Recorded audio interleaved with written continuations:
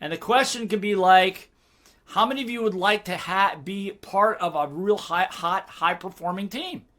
Good, thank you.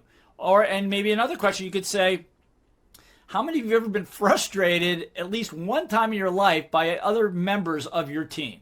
Give me a show of hands. Say yes. Thank you. So what did I just do?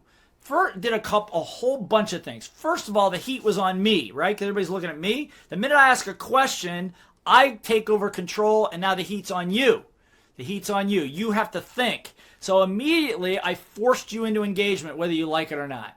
Now, you add something like, if you're on Zoom, you would say, how many of you have been, if you've ever been, how many of you have ever been frustrated at least one time with a teammate? Give me a thumbs up if that's ever happened. Or type in yes in the chat box.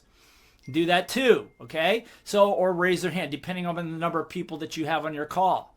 Okay, so you start with those in questions. Now, why else are you doing that? Well, because they get to know that you're real. Because you're not asking them stupid questions like, how many of you watched the baseball game last night? No, you're asking something that's relevant, and it's a question that lets them know that you're not just some fluffy guy, that you kind of understand the problems and the concerns that people have. Okay, so you telegraph all these messages right up front in like a couple of seconds.